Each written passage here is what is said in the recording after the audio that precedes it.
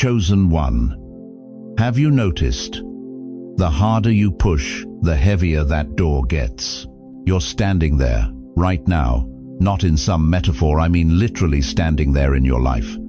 Maybe it's that retirement community brochure sitting on your kitchen counter for 6 months. Maybe it's that phone number you can't bring yourself to dial. Maybe it's that decision about selling the house, about that relationship, about that investment that feels right. But the door won't budge. And here's what's eating you alive at 3 a.m. I don't have time to waste anymore. You're 70-something, maybe 80, and every day that door stays closed feels like another day stolen from the few you have left. You jiggle the handle, you push harder, you pray louder. You tell yourself, God, I've waited long enough, let me through, but nothing. Picture this. You're at a red light on Queens Boulevard, midnight. Nobody around. That light is taking forever. Your hands grip the wheel. Every second feels like an hour. You think I could just go. I could just run it.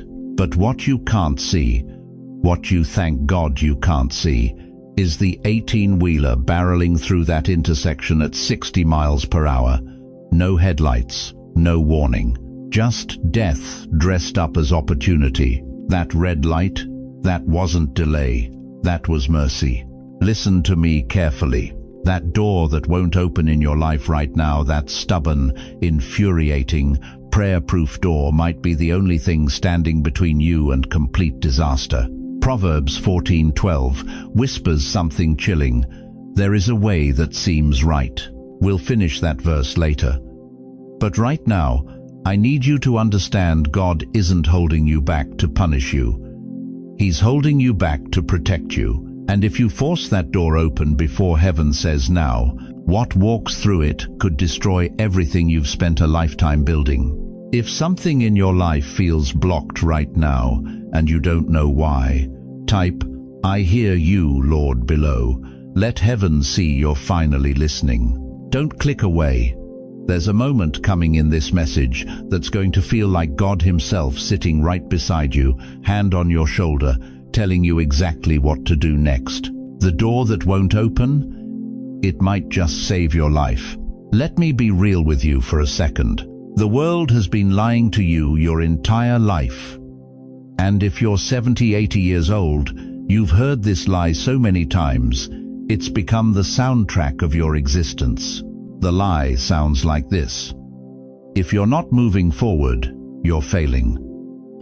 If you're not saying yes to every opportunity, you're wasting your life. You only live once, so grab it all before time runs out. That sounds inspiring, doesn't it? Sounds like motivation. Sounds like faith. But beloved, that's not faith. That's fear dressed up in a motivational quote. Because here's what nobody wants to tell you. Sometimes the most powerful thing you can do is stop. Sometimes obedience doesn't look like charging forward. Sometimes obedience looks like standing still. Sometimes it looks like turning around and walking away from what everyone else calls your breakthrough. You see, we live in a culture that worships motion. Activity equals productivity. Productivity equals purpose. But the kingdom of God doesn't operate that way. 1 John 4:1 warns us clearly. Dear friends, do not believe every spirit, but test the spirits to see whether they are from God. Test the spirits, not chase every open door, not say yes to every opportunity. Test it first. Now I want you to hear something slowly, and I want every word to sink deep into your bones. Proverbs 14:12 declares, there is a way that appears to be right, but in the end it leads to death. Read that again in your mind. There is a way that appears to be right, but in the end it leads to death. Not every open door is from God, chosen one. Not every opportunity is divine. Not every yes is obedience. Some doors swing open because the enemy knows exactly what bait to use. Some doors unlock because you've been pushing so hard for so long that the hinges finally break. But that doesn't mean God opened it. That means you forced it. And forcing doors has consequences. Listen, we praise God for every door that opens, don't we? We shout hallelujah when things finally go our way. But how often, tell me honestly, how often do we praise Him for the doors that never unlock? How often do we thank Him for the opportunities He blocked? How often do we fall on our knees in gratitude for the roads He wouldn't let us walk down? You're older now. You've seen some roads already. You've buried dreams. Maybe you've buried people. You know by now, and this is wisdom the young don't have yet, you know that not every shiny thing is from God. You've learned the hard way that sometimes the thing that glitters is the thing that destroys you. I'm talking to the grandmother who almost sold her house to move closer to her daughter, but something in her spirit said wait, and 6 months later, that daughter's marriage fell apart and she moved back home. You thanked God then, didn't you? You thanked Him for that stubborn door that wouldn't budge. I'm talking to the widower who almost remarried too quickly because loneliness was eating him alive, but every time he tried to move forward, something stopped him, and later he discovered that woman was only after his pension. You praised God then, didn't you? You praised Him for that red light you thought was cruel. See, here's what the culture will never teach you. God's red lights are just as holy as His green lights. His no is just as divine as His yes. His blocking hand is just as loving as His blessing hand, because God sees what you can't see. He knows what's coming around that corner. He watches that 18-wheeler barreling toward the intersection while you're sitting at the red light tapping your fingers, frustrated, thinking you're being delayed. But you're not being delayed, beloved. You're being saved. Now, in just a few minutes, I'm going to give you 3 undeniable signs that it's not fear holding you back, it's God Himself. 3 ways to know when that closed door is actually divine protection. But before we get there, you need to understand something deeper. You need to understand why God blocks certain paths in the first place. Because once you understand His heart in the holding pattern, everything about your situation is going to shift. If you've ever thanked God later for something that didn't work out, if you've ever looked back and said, Lord, thank you for blocking that drop, a short testimony in the comments right now, because somebody reading this is still in the fog. They're still confused. They're still angry at God for closing doors. And your story might be the confirmation they need to finally trust the process. But here's what I need you to grasp before we move forward. The very thing that feels like God abandoning you might actually be God positioning you. The delay that's driving you crazy might be the thing that's keeping you alive. So the question isn't, why won't this door open? The real question is, what is God protecting me from that I'm too close to see? You know what nobody tells you about getting older. It's not the aching knees or the pills lined up on your kitchen counter. It's the weight of all those what-ifs that keep you up at night. What if I'd taken that chance? What if I'd walked through that door when I had the opportunity? What if God said no because I wasn't good enough, but chosen one? What if I told you that every door God slammed shut in your face was actually Him throwing His body across the threshold to protect you from what was waiting on the other side? Let me tell you about Frank. Real guy. Lived in the Bronx his whole life. Worked at the same printing plant for 32 years until they shut it down in '09. At 54 years old, Frank gets his severance check, $43,000. His entire life savings amounts to maybe another $20,000. He's got a mortgage, a wife with diabetes, and that crushing fear that time's running out. Then his brother-in-law comes to him with a deal, a business. Construction company that's about to explode. All Frank needs to do is invest 30 grand and he's a partner. This is it. This is his chance to finally stop scraping by, to finally give his wife the life she deserves before it's too late. Frank prays. He fasts. He begs God for a sign. And you know what happens? Everything falls apart. The paperwork gets delayed. The bank loses his loan application twice. His wife gets a bad feeling and won't sign. Frank is furious. He's screaming at God in his basement workshop at 2 in the morning. "I don't have time for this. I'm 54 years old. When is it my turn?" 3 years later, that construction company is on the front page of the Daily News. Federal investigation, fraud, money laundering. The brother-in-law, prison. Every investor, wiped out. Some of them lost their homes. One guy, about Frank's age, had a heart attack when the feds showed up at his door. Frank calls me crying. Not sad crying, grateful crying. He says, "Pastor, God didn't block me because he was mad at me. He blocked me because he could see around the corner and I couldn't. It wasn't bad luck, beloved. It was mercy." Or what about Dorothy? Sweet woman, 72 years old, widow for 8 years. You know that loneliness, don't you? That empty chair at the dinner table, that quiet house that used to be filled with life. She meets a man at her church, charming, says all the right things, quotes scripture, talks about how God brought them together in their golden years to not be alone anymore. Dorothy's thinking, finally, God remembered me. They start planning the wedding. But then, conflict. His kids hate her. Her kids don't trust him. The pastor keeps postponing the counseling sessions. The wedding date has to be moved 3 times. Dorothy's heartbroken. She's thinking, God, I thought you sent him. Why are you making this so hard? Then one of her daughters does some digging. Finds out this man has been married 4 times. Finds out he's been borrowing money from widows at 3 different churches across Queens. Finds out about the gambling problem he never mentioned, the bankruptcy he hid, the restraining order from his last relationship. When Dorothy sees the evidence, she can't breathe. She tells me later, "I was so desperate not to be alone, I couldn't see what was right in front of me." But God saw. Every argument, every delay, every complication, he was trying to wake me up. He was holding me back from walking into hell with a smile on my face. Sometimes God is like that doctor in the emergency room who has to hold you down when you're panicking and trying to rip out your own IV. You think he's hurting you. You think he doesn't care. You're screaming, "Let me go."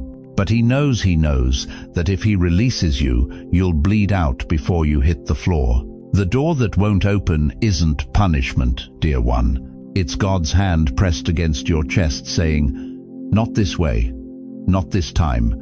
I love you too much to let you destroy yourself." You think you're losing time. But God's not counting your years the way you are. He's not worried about your age. He's worried about your eternity. He's not concerned with your timeline. He's protecting your testimony. Right now, you don't have hindsight yet. You're living in the middle of the no. You're standing in front of that closed door and your hands are bleeding from pounding on it. You can't see what Frank sees now. You can't see what Dorothy sees now. You're living in the anger, the confusion, the fear that you're going to die before God ever says yes to anything. But what if, just what if, 20 years from now, or 2 years from now, or even 2 months from now, you're going to fall to your knees in your living room and thank God with tears streaming down your face that He loved you enough to hold you back. If any part of you is starting to sense it, if something in your spirit is whispering, "Maybe God saved me from something I never saw," I need you to stop right now, right where you are, kitchen table, living room, couch, hospital bed, wherever, and whisper it. Thank you for every door you closed. Say it out loud if you can. Let those words break something open in your chest. But here's the question that's burning in your mind right now, and I know it because I can feel it through this screen. How do I know? How do I know if this no is really God protecting me, or just fear holding me back from my last chance at happiness? That's what we're about to uncover. And beloved, what I'm about to show you next might be the most important discernment you'll ever receive. Now listen, I know what you're thinking right now. You're sitting there wondering, is this really God stopping me, or am I just scared? Am I being obedient, or am I being a coward? That question has haunted you for months, hasn't it? Every time you lie awake at 2 a.m., every time you stare at that paperwork on your kitchen table, every time someone asks what you've decided and you still don't have an answer. Let me tell you something that's going to set you free right now. There is a difference, a massive, unmistakable difference between God's protective hand holding you back and fear trying to keep you small. And I'm about to show you exactly how to tell them apart. Because here's what nobody tells you. The enemy loves confusion. He loves when you can't tell the difference between divine restraint and spiritual paralysis. He wants you second-guessing yourself into complete inaction. But God doesn't operate in fog. When He's stopping you, He leaves fingerprints, clear ones. And I'm about to show you 3 of them. Sign number 1, no peace, only pressure. Your body is trying to tell you something. Every single time you think about saying yes to this thing, this move, this investment, this relationship, what happens? Your chest gets tight, your stomach knots up, you can't sleep. You feel this weight pressing down on your shoulders that wasn't there before. That's not excitement, dear one, that's alarm. See, the Holy Spirit speaks the language of peace. Colossians 3:15 says, "Let the peace of Christ rule in your hearts." That word rule, in the original Greek, it means to act as an umpire, to call the play, safe or out, green light or red light. When God is leading you forward, even into something hard, even into something that requires courage, there's a deep peace underneath it all. You might be nervous, but you're not tormented. You might be uncertain about the details, but you're certain about the direction. But when God is holding you back, when He's protecting you from disaster you can't see yet, there's no peace, only pressure. And beloved, the Holy Spirit doesn't bully you. He doesn't harass you. He doesn't keep you up at night with anxiety that feels like a truck parked on your chest. That's not His voice. That's a warning signal. If every time you move toward this door, your spirit feels like it's screaming danger, that's God. That's Him grabbing your shoulder and pulling you back from the edge of something that would destroy you. Sign number 2, red flags repeat themselves. Now, here's where it gets specific. You keep seeing the same warning over and over again.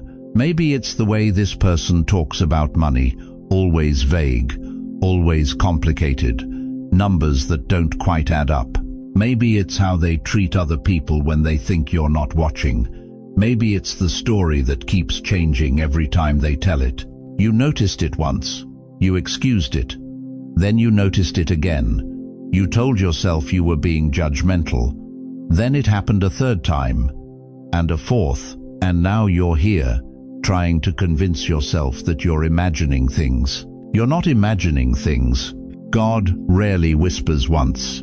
He confirms, He repeats, He underlines. When He's trying to get your attention, He'll show you the same red flag 3 different ways in 3 different conversations. He'll have that same concern pop into your mind at random moments. He'll make sure you can't miss it. Think about how God spoke to Samuel. He called him 3 times before Samuel understood. When God wanted Joseph to understand Pharaoh's dream, He sent the same message twice, 7 years of plenty, 7 years of famine, because important warnings get repeated. If you keep seeing the same problem show up in different situations, if the same character flaw keeps revealing itself, if the same financial inconsistency keeps appearing, that's not coincidence. That's confirmation. God is drawing a circle around the danger sign with a bright red marker, and He's not going to stop until you see it. Sign number 3. Wise counsel says slow down. Here's the one that's hardest to hear. The people who actually love you, your kids, your pastor, that friend who's known you for 40 years, they keep saying the same thing. Mom, something feels off about this. Dad, I don't think this is the right time. Friend, can you just wait a little longer? And you've been dismissing them. You've been thinking, they don't understand. They don't see what I see. They're just worried because they don't have faith like I do. Stop. Just stop right there. Proverbs 11:14 says, "Where there is no counsel, the people fall, but in the multitude of counselors there is safety." When God is holding you back, He doesn't just work in your heart. He speaks through the people around you who love you enough to tell you the truth, even when it's uncomfortable. If the consensus of wise, godly people in your life is wait, and you're the only one saying go, you need to ask yourself a hard question. Am I hearing from God, or am I just hearing what I want to hear? Because here's the truth. When God is genuinely leading you into something, He often confirms it through your community. But when He's protecting you from something, He'll use every voice around you to say the same thing. Slow down. Now, if any of these three signs are all over your situation right now, if you're feeling that pressure instead of peace, if those red flags keep waving, if every person you trust is telling you to pump the brakes type, that's me in the comments right now. You're not exposing yourself. You're inviting clarity. You're saying to heaven, I'm finally ready to listen.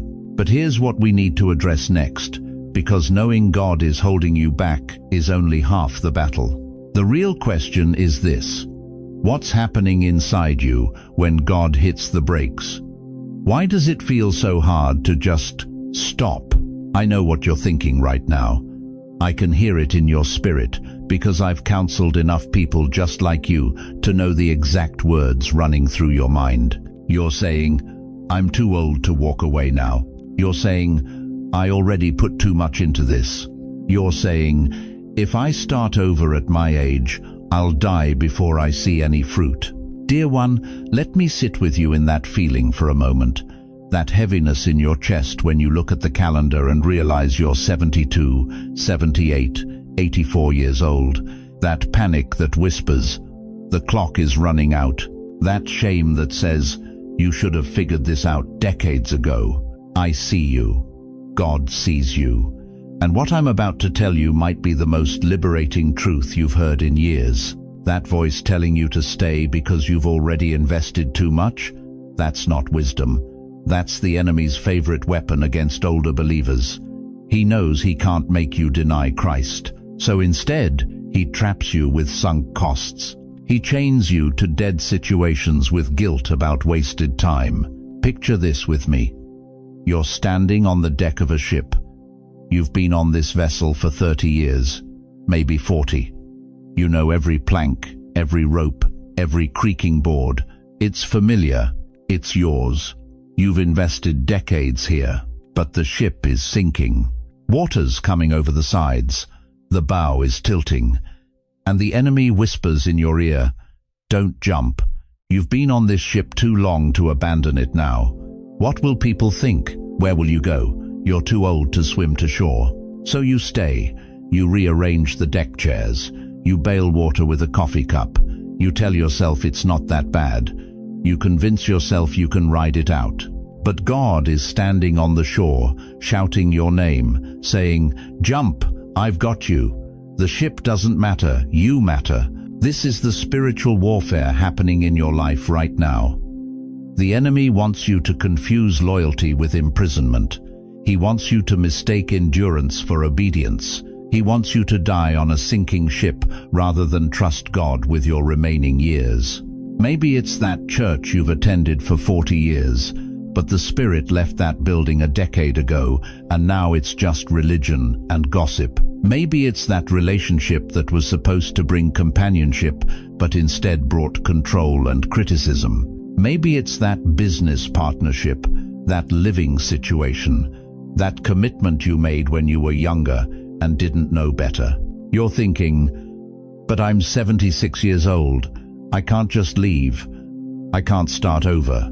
People will say I'm unstable. They'll say I gave up. They'll say I wasted all those years. Listen to me carefully. The years you invested weren't wasted if you walk away right now. They become wasted if you stay until it destroys you. God doesn't look at your gray hair and say, "Too late." He doesn't count your birthdays and declare you expired. Isaiah 46:4 is God's personal promise to you. Even to your old age and gray hairs, I am He. I am He who will sustain you. I have made you and I will carry you. I will sustain you and I will rescue you. Did you catch that? Even to your old age, not despite your age, not in spite of your age, but specifically, intentionally, purposefully in your age, God says, I will carry you. You're not too old for a new chapter. You're exactly the right age for the chapter God wrote for this season. But here's what breaks my heart. I've watched too many people stay on sinking ships because they were afraid of what people would say. I've attended too many funerals where I stood over caskets thinking, they knew 5 years ago they should have left. But they stayed out of fear, and it killed their joy, their peace, their final years. The enemy doesn't need to destroy you violently. He just needs to convince you to stay somewhere God is telling you to leave. That's it. That's his entire strategy for older believers. Keep them locked in dead situations until time runs out. In a moment, we're going to talk about specific situations where God may be telling you right now, walk away. And some of you are going to feel a holy sting when you hear them. Some of you are going to recognize your exact situation. That's not coincidence. That's the Holy Spirit confirming what you already know in your gut, but have been too afraid to admit.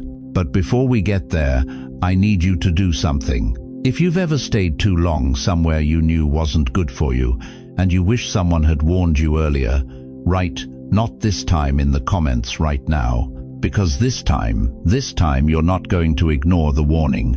This time, you're going to let God protect your remaining years instead of sacrificing them on the altar of other people's expectations. The question you need to answer isn't, how do I make this work? The question is, what is God protecting me from by keeping this door closed? Let me tell you something nobody else will say to your face. Some of you right now are standing at a door that should never be opened. Not eventually, not with more prayer, not with better timing, never. And deep down, in that place where you're still honest with yourself, you already know it. But you're afraid to admit it, because walking away means admitting you were wrong. Walking away means starting over at an age when you thought you'd be settled. Walking away means facing that terrifying question. How much time do I have left to rebuild? So you keep pushing, keep praying, keep hoping that somehow, if you just believe hard enough, God will bless what He's been blocking. Chosen one. It's time to name what we've been dancing around. That relationship you've been in for 2 years. The one where you have to explain away their behavior to your children. The one where you find yourself defending someone who constantly tears you down. You tell yourself, at my age, who else would want me? But listen carefully. If you have to shrink yourself to keep the peace, that's not love. That's captivity with a kiss. I'm talking to the woman whose new partner isolated her from her daughter within 6 months. They don't understand us, he says, but Proverbs 18:1 warns us. Whoever isolates himself seeks his own desire. He breaks out against all sound judgment. If someone is separating you from the people who've loved you for decades, that's not romance. That's strategy. And you know what breaks my heart? You're sitting there right now making excuses for them in your head. But he's been through so much. But she really needs me. But at least I'm not alone anymore.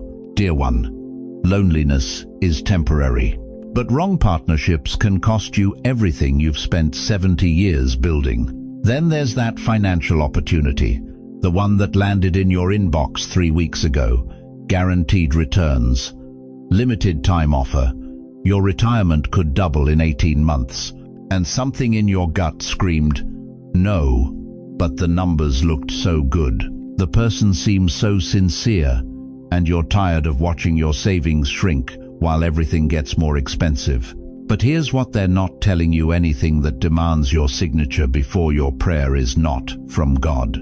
I've watched too many seniors in Queens, in Brooklyn, across this city, hand over their life savings to wolves in tailored suits. They promised security, they delivered devastation, and you know what the wolves said afterwards? You should have done your research.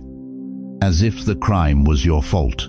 1 Timothy 6:10 doesn't say money is evil. It says the love of money is a root of all kinds of evils. And right now, somebody is banking on your desperation, your fear of running out, your dream of leaving something behind for your grandchildren. They're using your good heart as a weapon against you. If someone is rushing you, that's your first sign. If they get angry when you want to pray about it, that's your second sign. If they tell you not to discuss it with family, that's not wisdom, that's manipulation. And some of you just got quiet because you've already signed the papers. But let's go deeper. Let's go where it really hurts. That church you've attended for 30 years, the one that used to feel like family but now feels like a cage. The pastor who knows exactly which buttons to push: your guilt, your fear, your desire to be faithful. If you really loved God, you'd give more. If you were truly committed, you'd serve more. If you leave, you're backsliding. Beloved, Jesus said in Matthew 11:28, "Come to me, all who labor and are heavy laden, and I will give you rest." Not exhaustion, not manipulation, rest. If your church is using fear to control you, using shame to extract money, using guilt to demand loyalty over truth, that's not the body of Christ. That's spiritual abuse dressed in Sunday clothes. I know what you're thinking, but I've invested so much time there, but they need me. But where else would I go? Here's your answer. Anywhere that treats the sheep like sheep, not like ATM machines. And then there's the door nobody wants to name. The lifestyle you've been carrying that your body can't handle anymore. The stress you've normalized. The overwork you've baptized as faithfulness. The boundaries you've never set, because that's just how our family is. Your body is 75 years old. Your schedule is 35 years old. Something has to give. And it's going to be your health or your peace. 3 John 1-2 says, "Beloved, I pray that all may go well with you, and that you may be in good health, as it goes well with your soul." Your soul can't be well if your body is breaking under weight God never asked you to carry. In New York, every building has a fire escape. Not because a fire is certain, but because it's possible. The fire escape isn't an insult to the building, it's protection for the people inside. For some of you, this message is that fire escape. God is blocking that door because there's smoke on the other side, and He loves you too much to let you walk into flames just because you're impatient with His timing. If any of this is hitting home, and you don't have to expose details, you don't have to explain yourself, just type, "Lord, show me my fire escape." That's your private signal to heaven that you're finally ready to listen. Because we're at the turning point now. In the next part, I'm going to walk you through that exact moment when you're standing at the door, hand on the handle, and show you how heaven is watching, how the enemy is scheming, and how one decision in the next 90 days could determine everything about your final chapter. The question is, will you have the courage to walk away from what's killing you, even if it looks like life? It's 11:47 p.m. You're sitting at your kitchen table, the one you've sat at for 30 years. The light above your head is that same dim bulb you keep meaning to change. The refrigerator hums in the corner, that low, steady sound that's been the soundtrack of 1,000 sleepless nights. Outside your window, the streetlight flickers. On, off, on again. And there it is, right in front of you. The paper, the phone, the message still glowing on the screen, the contract with the signature line waiting. The ticket you could still buy. The text you could still send that would change everything. Your back aches from sitting too long. Your hands rest on that table, and you notice, when did they get so old? When did the veins become so visible, the skin so thin? And something inside you whispers, I'm running out of time. If I don't do this now, but listen to me, chosen one. Right now, in this very moment, you need to understand something that will shake you to your core. Heaven is watching, not with judgment, not with disappointment, but with held breath. Because what you decide in the next 60 seconds will echo through every remaining day God has given you. Do you remember those 3 signs we talked about? They're right here with you at this table. That gnawing in your chest, that absence of peace that follows you from room to room, that's sign number 1, isn't it? You've tried to pray it away. You've tried to rationalize it. But it won't leave. And those red flags, the ones you keep explaining away. Your daughter said something 3 weeks ago that you brushed off. Your best friend from church raised an eyebrow when you mentioned it. Even the stranger at the grocery store, remember, made that comment that felt like it came from nowhere. Sign number 2, repeating, echoing, getting louder, and deep in your spirit, you hear that wise voice. Maybe it's your late husband's words. Maybe it's your mother's warning from 40 years ago. Maybe it's that pastor who knew you when you were young. Their wisdom rises up like smoke, filling this kitchen, and you know what they would say if they were sitting across from you right now. Sign number 3, the counsel of the wise that you can't unhear. But here's what's happening in the invisible realm while you sit there. Angels have gathered. Not dozens, legions. They're not moving, they're not speaking. They're watching you the way a father watches his child stand at the edge of a pool for the first time, not because they don't know what will happen, but because this choice, your choice, carries weight that will ripple through generations you haven't even met yet. In Deuteronomy 30-19, Moses stood before an entire nation and declared, I have set before you life and death, blessing and cursing. Therefore choose life. Choose life. Not the life that looks exciting, not the life that feels urgent, not the life that everyone else says you deserve, but the life that God is protecting on the other side of this decision. Because here's what you don't see, beloved. Here's what that dim kitchen light can't show you. When you push through that door God has sealed, when you force what heaven has forbidden, you don't just make a mistake, you step into a timeline that was never meant for you. A path that looks right, that feels right, but Proverbs 14:12 finishes the sentence you heard at the beginning. There is a way that seems right to a man, but its end is the way of death. Not always physical death, but the death of peace, the death of purpose, the death of the few precious years you have left to walk in the calling God whispered over you before you were born. Some of you, and I feel this in my spirit right now, some of you are going to do something sacred in this moment. You're going to take a breath, a deep one, and you're going to speak out loud, even if you're alone. I choose to walk away. And the second those words leave your lips, heaven will move. Angels will write it down. The Father will lean forward on his throne and smile, because his child just chose trust over fear, wisdom over impulse, his timing over their desperation. But I know what you're thinking. I can feel it through this screen. You're asking, if I walk away from this, what will I have left? What if this was my last chance? Oh, chosen one. What if it wasn't a chance at all? What if it was a test? And what if, on the other side of that closed door, on the other side of your obedience, on the other side of this decision to honor God's red light, what if there's something so beautiful, so perfect, so precisely designed for the person you've become in these later years, that it will make you fall to your knees in gratitude that heaven loved you enough to hold you back? If you know you're standing in that moment right now, even if the decision isn't made yet, even if your hand is still hovering over that phone, write these 4 words below. This is my crossroads. That simple act is you stepping into the light. That's you saying, God, I see what you're doing. Because what happens next will determine everything. You know what breaks my heart?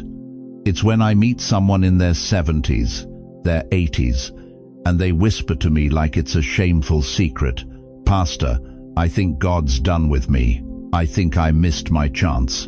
And every single time I hear those words, something in my spirit wants to shout, are you kidding me? You think the God who created the universe is finished with you because you've got some gray hair and a few wrinkles? Listen to me carefully, chosen one. That door he's holding shut right now, it's not because your story's ending, it's because he's protecting what comes next. And what comes next is so powerful, so purpose-filled, so utterly magnificent, that if you walked into it unprepared, it would overwhelm you. Let me tell you about a man named Abraham, 75 years old, when God said, leave everything you know and follow me. 75. In a time when life expectancy was maybe 50, 60 if you were lucky. The world would have called him past his prime, ready for the rocking chair. But God called him ready for revolution. Genesis 12:4 says, so Abram went, as the Lord had told him. No hesitation, no, but I'm too old. He walked away from what seemed right and stepped into what God promised. And what happened? He became the father of nations. At 100 years old, he held the promise in his arms. 100 years old. But here's Moses. 80 years old, 80, when God showed up in that burning bush. This man had spent 40 years thinking he was somebody in Pharaoh's palace, then 40 years thinking he was nobody in the desert.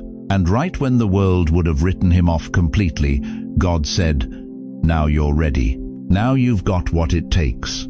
Exodus 7:7 tells us, Moses was 80 years old and Aaron 83 when they spoke to Pharaoh. Not 70 and 73, not 60 and 63, 80 and 83. Because sometimes God waits until you're old enough to know you can't do it in your own strength. Old enough to know that if anything's going to happen, it'll have to be him. Do you understand what I'm telling you? Your age isn't your disqualification, it's your credential. Every line on your face is a testimony. Every gray hair is a crown of wisdom. Every year you've survived is proof that God's not done writing your story. But here's what the enemy wants you to believe. He wants you to think that closed door means you're being put out to pasture. That blocked path means you're obsolete. That divine delay means divine dismissal. That's a lie straight from the pit of hell. Think about it like this. You're driving through Manhattan, heading somewhere important. Suddenly, orange cones, detour signs. The main roads shut down. Your first thought? This is going to make me late. This is ruining my plans. But what you don't see is the crew fixing a gas leak that would have exploded if traffic kept flowing. What you don't see is the engineers reinforcing a bridge that would have collapsed under the weight of one more truck. God is doing construction in your life right now. He's not torturing you with delays. He's fixing what needs to be fixed so you can carry what's coming without breaking. He's reinforcing your foundation so the weight of your purpose doesn't crush you. He's clearing away what would have exploded in your face if you'd kept pushing forward.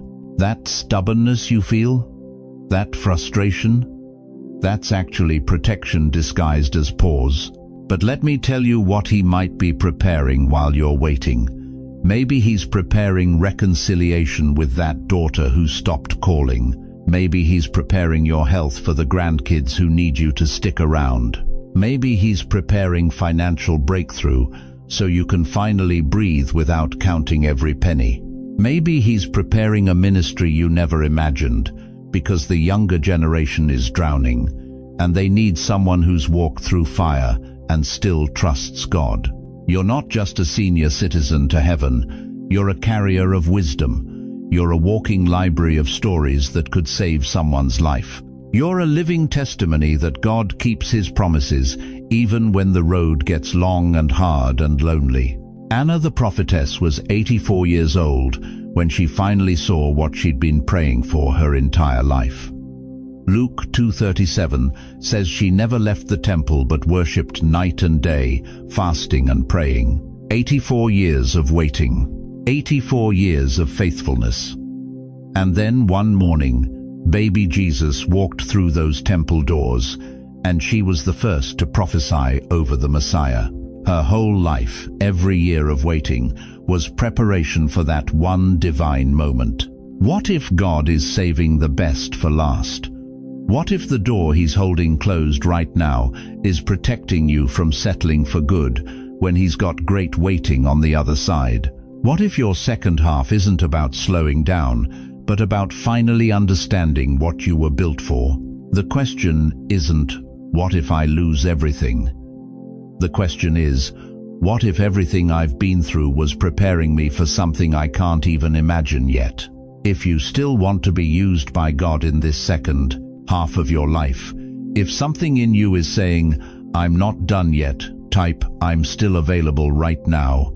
Let him know your heart is open. Let heaven see you're ready for whatever comes next. Because, chosen one, that closed door isn't the end of your story. It's the beginning of your most powerful chapter. But are you willing to trust his timing over your urgency? So you've walked away from that door. You've finally surrendered. You've said the hardest prayer of your life. Not my will, but yours. And now you're sitting in the silence, the in-between, the waiting room of faith where nothing makes sense and everything feels stalled. This is where most people break, chosen one. This is where the doubt creeps back in like fog under a doorway. You start thinking, maybe I gave up too soon. Maybe that was my last chance. Maybe God's forgotten about me in this empty hallway. But listen to me carefully. The in-between isn't punishment, it's preparation. And how you wait will determine what you're ready to receive when the right door finally opens. Let me give you something practical. Something you can do tomorrow morning when you wake up and the heaviness hits you again. First, daily surrender prayer. Before your feet hit the floor, before you reach for your phone, before you check if anything has changed, you speak this out loud. Lord, I trust your no as much as your yes. 7 words, that's it. But those 7 words will rewire your brain. Because here's the truth, most preachers won't tell you we've been trained to trust God's blessings but doubt his boundaries. We celebrate when he says yes, but we question his character when he says no. Job understood this. When everything was stripped from him, his children, his wealth, his health, his wife told him to curse God and die. But Job said something that still echoes through eternity. Shall we accept good from God and not trouble? Job 2:10. That's not resignation, beloved. That's radical trust. That's a man who understood that God's no is just as loving as his yes. Second, healthy boundaries. You know what's going to happen in this waiting season. The door you walked away from is going to knock on you. That person's going to text. That opportunity is going to circle back with a better offer.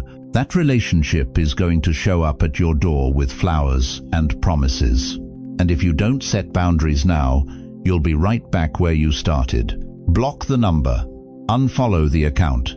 Delete the email without reading it.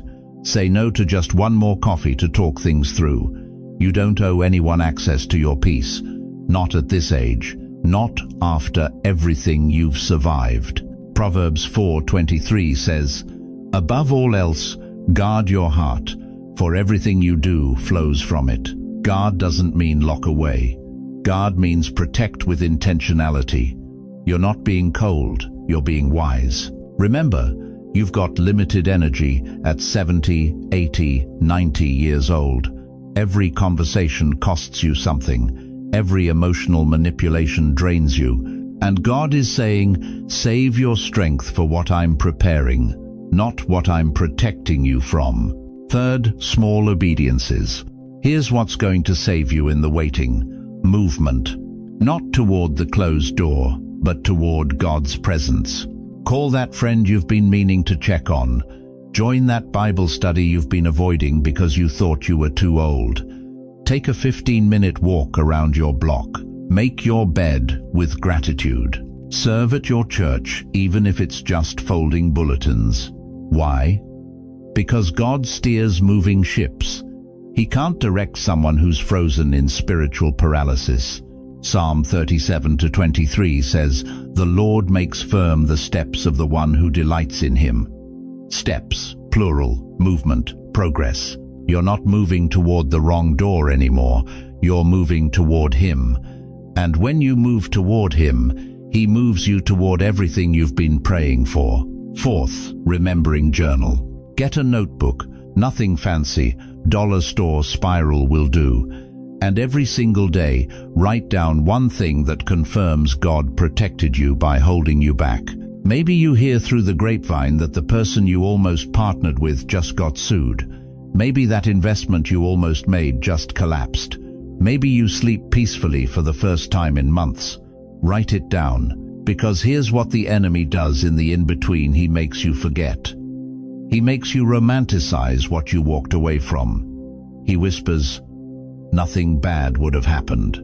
You gave up your last chance at happiness." But your journal becomes your Ebenezer, your stone of remembrance, proof that God's delays are not denials, they're deliverances.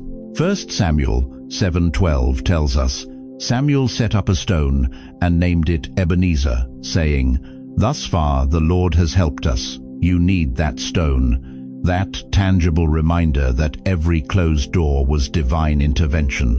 Now, we're coming to the final moment of this message, and I need you to stay with me, because what's about to happen isn't just information, it's transformation. In just a moment, I'm going to pray with you. Not a casual prayer, not a bless this and that prayer, but a prayer that breaks the cycle of striving, a prayer that releases you from the torment of that closed door, a prayer that will mark this as the night you finally stopped fighting and started trusting the one who's holding it shut. For some of you, this prayer will be the hinge moment of your entire year, maybe your entire life. But before we get there, I need you to do something. If this message has been speaking directly to your situation, don't leave alone. Share this with one person you love who might be heading into something dangerous. Text them, send them this link. This might be their warning before it's too late. Because sometimes God holds us back, not just for our sake, but for theirs. Are you ready to finally let go? You've seen it now, haven't you? The door, the danger hiding behind what looked like opportunity, the mercy wrapped in what felt like rejection, and now, chosen one, now comes the moment that will define the rest of your days on this earth. It's time to respond. I'm not asking you to understand everything. I'm not asking you to see the whole picture. I'm asking you to do something that might be the hardest thing you've ever done in your 70, 80, 90 years of living. I'm asking you to walk away from that door, to stop pushing, to surrender the fight you've been waging against God's closed hand. Because here's what's happening right now in the spiritual realm. Heaven is watching. Angels are leaning in. The Holy Spirit is hovering over your decision. And the enemy is whispering one last lie in your ear. If you don't take this chance now, you'll regret it forever. But that's not God's voice. God's voice sounds different. It sounds like peace in the middle of confusion. It sounds like rest when everything in you wants to run. It sounds like a father saying, "Trust me, child. I see what you cannot see." So right now, wherever you are sitting in your living room with the TV muted, lying in bed unable to sleep, parked in your car outside that place you were about to go, I want you to pray with me. Not a religious prayer, a real one. The kind that comes from that deep place in your chest where you've been carrying this burden. Say it with me. out loud if you can. Lord, forgive me. Forgive me for the times I forced open doors you were closing. Forgive me for believing that my timeline was more important than your protection. Forgive me for thinking that delay meant denial, that closed meant cursed, that no meant you didn't love me. Keep going. Don't stop now. If you are holding me back, I will not fight you anymore. I'm tired, Lord. I'm tired of pushing, tired of praying the same prayer, tired of wondering if I'm missing my last chance. So I'm walking away. Even though I don't understand, even though it hurts, even though everyone's asking me why I'm giving up, I'm walking away because I trust you more than I trust what looks right to me. Now, here's where your faith meets the future. Write the rest of my story, Lord. However many years, months, or days I have left, they're yours. I give you my remaining time. Use it however you want. Take me wherever you're leading. I trust you with what's left of my life. Listen to me carefully. What you just did, that wasn't giving up. That was giving over. And there's a massive difference. Giving up means you quit believing. Giving over means you started trusting. And I want to speak something over your life right now with the authority of someone who's watched God work for 5 decades. You will not die wondering. You will not end your days confused, wondering if you missed it. You will not look back with regret, because the God who has guided you through 70 years of life hasn't suddenly forgotten how to lead you through the next 7. Psalm 48:14 settles it. This God is our God forever and ever. He will be our guide even to the end. Even to the end. Not until you get old. Not until you slow down. Even to the end. So right now, I need you to do something physical. Unclench your fists. You've been holding that situation so tight your knuckles are white. Open your hands. Let it go. Picture yourself stepping back from that door, that decision, that relationship, that opportunity. See yourself turning around. And there he is. Arms wide open, not disappointed, not frustrated, smiling, proud of you for finally trusting him enough to walk away. That's where you belong, beloved. Not fighting for a door that won't open, resting in the arms of the one who holds every door in his hands. Now, if tonight you're choosing to trust God's no, if you're making the decision right here, right now to walk away from what he's been blocking, I need you to type something in the comments. Type, I'm walking away with God. That's not just a comment. That's your public declaration of a private decision. That's you telling heaven, hell, and everyone watching, I'm done fighting. I'm choosing trust. And when you type that, do something else. Scroll through these comments. Find someone else who wrote the same thing and pray for them. Pray for their strength. Pray for their peace. Because you're not alone in this room tonight. There are thousands of chosen ones just like you, making the same decision, taking the same step, walking away from the same dangerous doors. If this message met you exactly where you are, if it felt like God was sitting right beside you speaking these words, don't let this be the last time you hear this voice. Subscribe to this channel. Turn on that notification bell, because we're walking these hard roads together. Every week, we're gathering here a family of believers who understand what it means to be chosen, to be tested, to be held back by a God who loves us too much to let us walk into disaster. Chosen one, let me leave you with this.